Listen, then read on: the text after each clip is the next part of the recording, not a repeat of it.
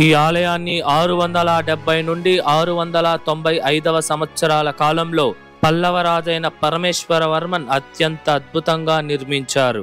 పల్లవ రాజుల తరువాత 15వ శతాబ్దంలో విజయనగర రాజులు ఈ ఆలయాన్ని అభివృద్ధి చేశారు మరియు శ్రీ సౌందర్యవల్లి తాయార్ అమ్మవారికి ప్రత్యేక మందిరం కూడా నిర్మించారు. ముఘల్ రాజుల దండయాత్రల సమయంలో కంచి వరదరాజస్వామి వారి ఆలయంలో ఉన్న ప్రధాన ఉత్సవ విగ్రహాన్ని సంవత్సరం రోజుల పాటు ఇక్కడే భద్రపరిచారు.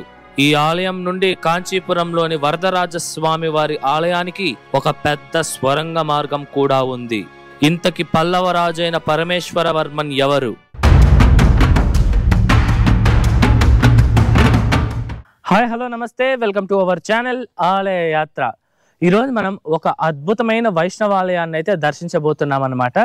ఇంతకీ ఏంది ఆలయం అంటే శ్రీ లక్ష్మీ నరసింహస్వామి వారి ఆలయం. ఈ ఆలయం తమిళనాడు రాష్ట్రంలోని కాంచీపురానికి 4 కిలోమీటర్ల దూరంలో ఉన్న సెవిలిమేడు అనే ఒక అద్భుతమైన గ్రామంలో అయితే ఉంటుందన్నమాట ఈ ఆలయము. మనకి కాంచీపురం నుండి ఈ ఆలయానికి రెగ్యులర్ గా బస్సెస్ అలాగే ఆటోస్ కూడా అవైలబిలిటీలో ఉంటుంది. ఓకేనా? ఈ ఆలయం తాలూకా లొకేషన్ కూడా నేను మీకు డిస్క్రిప్షన్ లో ఇచ్చున్నాను, తప్పకుండా చెక్ చేయండి. ఓకేనా? వీడియోని లైక్ చేసి స్టార్ట్ చేయండి. మన ఛానల్ ఏమన్నా సబ్స్క్రైబ్ చేసుకోకుండా ఉంటే సబ్స్క్రైబ్ చేసుకోండి. రండి, ఇప్పుడు మనం ఆలయం వద్దకైతే వెళ్దాం. ముందుగా ఈ ఆలయం యొక్క టైమింగ్స్ విషయానికి వస్తే, ఈ ఆలయం ప్రతిరోజు ఉదయం 6 నుండి మధ్యాహ్నం 12 గంటల వరకు, తిరిగి సాయంత్రం 4 నుండి రాత్రి 8 గంటల వరకు భక్తులకి అందుబాటులో ఉంటుంది. ఇప్పుడు రండి మనం ఈ ఆలయం లోపలికి వెళ్లి ఈ ఆలయం యొక్క పూర్తి చరిత్రను తెలుసుకుందాం.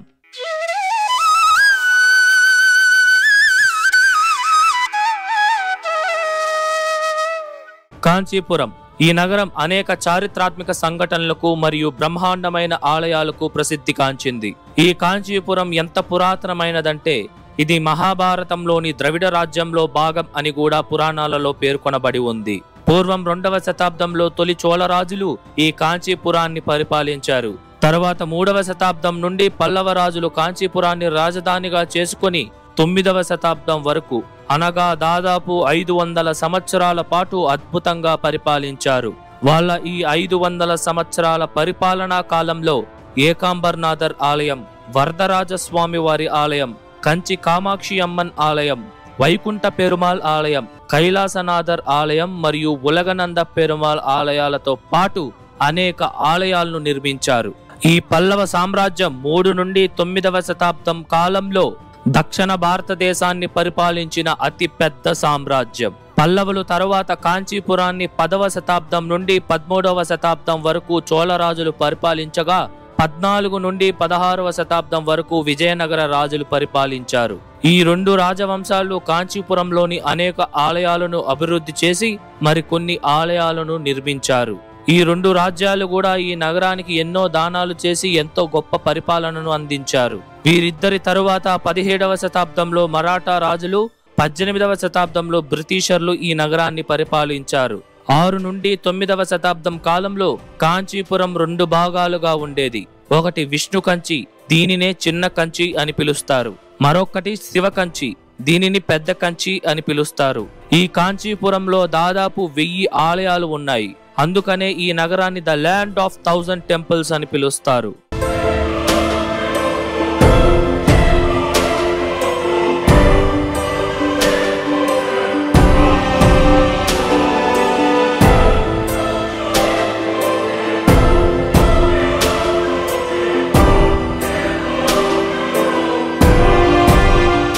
ఈ నగరంలో శైవం, వైష్ణవమే కాకుండా జైనిజం కూడా ఉండేది. దీనికి ఆధారంగానే ఈ కాంచీపురంలో ఇప్పటికీ మనం జైన ఆలయాలను చూడవచ్చు.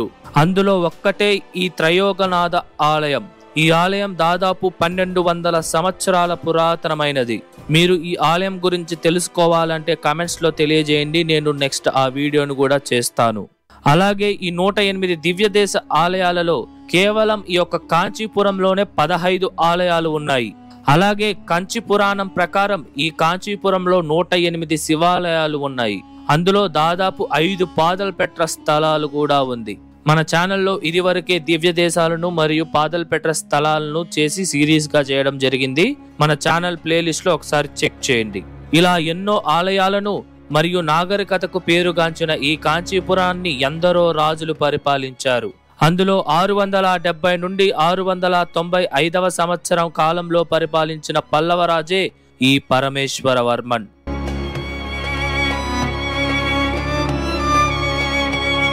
ఇప్పుడు మనం చూస్తున్న ఈ లక్ష్మీ నరసింహస్వామి వారి ఆలయాన్ని కూడా ఈ పరమేశ్వరవర్మన్ వారే నిర్మించారు. ఈ పరమేశ్వరవర్మన్ గురించి చరిత్రలో పెద్దగా మాట్లాడుకోలేదు. కారణం, ఇతని గురించి ఎటువంటి ఆధారాలు పెద్దగా దొరకలేదు. ఇప్పుడు మనం ఈయన గురించి తెలిసిన చిన్నపాటి చరిత్రను తెలుసుకుందాం. ఈ పరమేశ్వరవర్మన్ తండ్రి 2వ మహేంద్రవర్మన్. ఈ మహేంద్రవర్మన్ తండ్రి నరసింహవర్మన్. ఈ నరసింహవర్మన్ పల్లవ సామ్రాజ్యాన్ని ఏ రాజ్యం ముట్టుకోలేని విధంగా దక్షిణ భారతదేశంలోనే అత్యంత శక్తివంతమైన రాజ్యంగా తీర్చిదిద్దారు. అతని తరువాత అతని కుమారుడు మహేంద్రవర్మన్ అత్యంత శక్తివంతమైన పరిపాలనను అందించారు. ఎప్పుడైతే మహేంద్రవర్మన్ మరణించారో అతని కుమారుడు పరమేశ్వరవర్మన్ పల్లవ సామ్రాజ్యాన్ని 670వ సంవత్సరంలో రాజుగా పట్టాభిషేకం చేసుకొని పరిపాలించారు. ఈయన చాళుక్య రాజైన విక్రమాదిత్యతో 674వ సంవత్సరంలో తమిళనాడులోని తిరుచురాపల్లి అనే ప్రాంతంలో యుద్ధం చేసి గెలిచారు. ఈ పరమేశ్వరవర్మన్ వారు గొప్ప శివభక్తుడు. ఆ సమయంలో శైవం వైష్ణవం అనే విభేదాలు ఉన్న పల్లవరాజులు ఇద్దరినీ పూజించేవారు. అలాగే వాళ్ళు శివాలయాలను మరియు వైష్ణవాలయాలను కూడా నిర్మించారు. ఆ త్రోవలోనే పరమేశ్వరవర్మన్ ఇంత బ్రహ్మాండమైన ఆలయాన్ని నిర్మించారు. ఈ ఆలయం దాదాపు 2 ఎకరాల విస్తీర్ణతలో ఉంటుంది. మనకి మొదట్లోనే 5 అంతస్తుల భారీ రాజగోపురం మనకి దర్శనమిస్తుంది. వీటిపైన ఎన్నో అద్భుతమైన శిల్పాలను మనం చూడవచ్చు. చాలా సంవత్సరాల పాటు శిథిలంలో ఉన్న ఈ గోపురాన్ని 2008లో పునర్నిర్మించి చాలా అద్భుతంగా తీర్చిదిద్దారు. అలాగే మిగిలిన ఆలయాన్ని కూడా పునర్నిర్మించి 2011లో మహాకుంభాభిషేకం చేశారు. మనం లోపలికి రాగానే చాలా అద్భుతమైన శిల్పకళలతో నిర్మించిన బ్రహ్మాండమైన బలిపీఠాన్ని మనం చూడవచ్చు. నేను ఇప్పటి వరకు ఇలాంటి అద్భుతమైన శిల్పకళా నైపుణ్యత ఉన్న బలిపీఠాన్ని చూడలేదు. అలాగే భారీ ధ్వజస్తంభం కూడా ఇక్కడ ఉంది. పూర్వం ఈ ప్రదేశంలో శెవిలి పూలు ఎక్కువగా ఉండేవి. ఇందుచేతే ఈ గ్రామాన్ని శెవిలిమేడు అని పిలుస్తారు. ఈ ధ్వజస్తంభం బలిపీఠం దాటి మనం ఆలయం లోపలికి వెళ్ళంగానే మనకి ముఖమండపంలో గరుడాళ్వార్ వారికి ప్రత్యేక సన్నిధిని మరియు ఆంజనేయ స్వామి వారికి ప్రత్యేక మందిరాన్ని మనం చూడవచ్చు. అలాగే గర్భాలయంలో లక్ష్మీ నరసింహ స్వామి వారు 7 అడుగుల పొడవు 5 అడుగుల వెడల్పుతో ఒడిలో లక్ష్మీదేవి అమ్మవారిని కూర్చోబెట్టుకుని తన 2 చేతులలో శంకు చక్రాల్ని ధరించి 2 కళ్ళు సరిపోలేవన్నట్లుగా భక్తులకి దర్శనమిస్తారు. ఈ ఆలయాన్ని పల్లవ రాజుల తరువాత 15వ శతాబ్దంలో విజయనగర రాజులు ఎంతగానో అభివృద్ధి చేశారు. అతి ముఖ్యంగా ఈ ఆలయంలోని అర్ధమండపాన్ని మరియు అమ్మవారికి ప్రత్యేక మందిరాన్ని నిర్మించారు. ఈ ఆలయంలో లక్ష్మీదేవి అమ్మవారిని శ్రీ సౌందర్యవల్లి తాయారుగా పూజిస్తారు. అమ్మవారు కూర్చుని ఉన్న భంగిమలో 4 చేతులతో బ్రహ్మాండంగా భక్తులకి దర్శనమిస్తారు. ఈ ఆలయం పల్లార్ అనే నది ఒడ్డున ఉండడం మరియు కాంచీపురం నగరానికి పొలిమేరగా ఉండడం ఒక గొప్ప విషయానికి తోడవుతుంది. అది 17వ శతాబ్దం. ఆ సమయంలో కాంచీపురాన్ని మరాఠా రాజులు పరిపాలించేవారు. కరెక్ట్ గా 1687వ సంవత్సరంలో ముఘల్ రాజులైన ఔరంగజేబ్ కాంచీపురంపై దండయాత్రకు వచ్చాడు. అప్పుడు ఇక్కడ ఉన్న ప్రజలు, రాజులు, పూజారులు ఆలయంలో ఉన్న మూల విరాట్లను ఎక్కడ ఆ ముఘల్ రాజులు ధ్వంసం చేస్తారో అని భయపడుతూ ఉంటారు. అదే సమయంలోనే కాంచీపురంలో ఉన్న వరదరాజస్వామి వారి ఆలయంలోని మూల విరాట్ని అక్కడ ఉన్న పూజారులందరూ కలిసి భద్రపరిచారు. కానీ అక్కడ ఉన్న ఉత్సవ విగ్రహాన్ని ఎక్కడ దాచిపెట్టాలో తెలియక వరదరాజస్వామి వారి ఆలయం నుండి ఈ లక్ష్మీ నరసింహస్వామి వారి ఆలయం వరకు ఉన్న స్వరంగ మార్గంలో ఆ ఉత్సవ విగ్రహాన్ని తీసుకొని వచ్చి ఇక్కడ భద్రంగా భద్రపరిచారు. ఆ సమయంలో ఈ లక్ష్మీ నరసింహస్వామి వారి ఆలయం ఉందని కూడా తెలియని ఆ ముఘల్ రాజులు ఇక్కడికి రాకుండా అక్కడి నుండే వెనుదిరిగారు. అందుకనే ఈ ఆలయానికి కానీ ఆ ఉత్సవ విగ్రహానికి కానీ ఎటువంటి ఇబ్బంది కలగలేదు. అలాగే ఈ ఆలయంలోనే దాదాపు 1 సంవత్సరం రోజుల పాటు ఆ ఉత్సవ విగ్రహానికి అన్ని రకాల పూజలు, ఉత్సవాలు అంగరంగ వైభవంగా జరిగాయి. ప్రస్తుతం ఈ ఆలయం నుండి వరదరాజస్వామి వారి ఆలయానికి ఉన్న ఆ పెద్ద స్వరంగ మార్గాన్నైతే మూసేశారు. ఆ మార్గం గురించి కేవలం పూజారులకు, ఇక్కడ ఉన్న అధికారులకి మాత్రమే తెలుసు. దాదాపు 2 ఎకరాల విస్తీర్ణతలో ఉన్న ఈ ఆలయం పూర్తిగా రాతితో ద్రవిడ నిర్మాణ శైలిలో నిర్మించడం జరిగింది.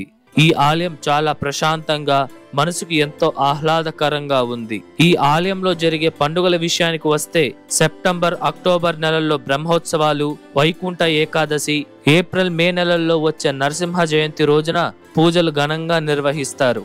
అలాగే ప్రతి నెల స్వాతి నక్షత్రం రోజున స్వామివారికి ప్రత్యేక అభిషేకాలు చేస్తారు. మరియు చిత్రా పౌర్ణమి రోజున వరదరాజ స్వామి వారి ఆలయంలో జరిగే ఊరేగింపు రోజున ఆ ఉత్సవ విగ్రహం ఈ ఆలయానికి వస్తుంది. ఇది ఈ ఆలయానికి ఉన్న చారిత్రాత్మకమైన చరిత్ర.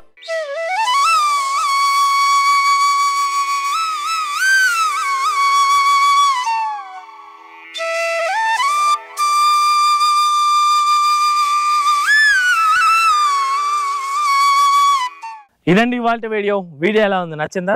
ఐ హోప్ ఈ ఆలయం తాలూకా పూర్తి చరిత్ర మీకు అర్థమయ్యేలా నేను చెప్పాను అనుకుంటున్నాను.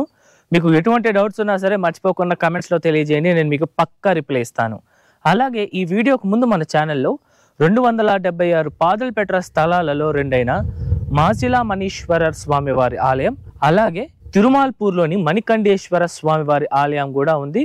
ఈ రెండే కాకుండా వరాహేశ్వర స్వామి వారి ఆలయాన్ని కూడా మనం దర్శించాము. ఈ 3 ఆలయాల వీడియోస్ తాలూకు లింక్స్ ఏదైతే ఉందో అది నేను మీకు డిస్క్రిప్షన్లో ఇచ్చుంటాను, చెక్ చేయండి. వీడియో ఎలా ఉంది, నచ్చిందా? నచ్చితే లైక్ చేయండి, మీ ఫ్రెండ్స్ అండ్ ఫ్యామిలీస్కి షేర్ చేయండి, అండ్ దయచేసి మన ఛానల్ని సబ్స్క్రైబ్ చేసుకోండి. మరొక అద్భుతమైన ఆలయం వీడియోతో మీ ముందరకు వస్తా. అంతవరకు మీ శివవరప్రసాద్ సైనింగ్ ఆఫ్.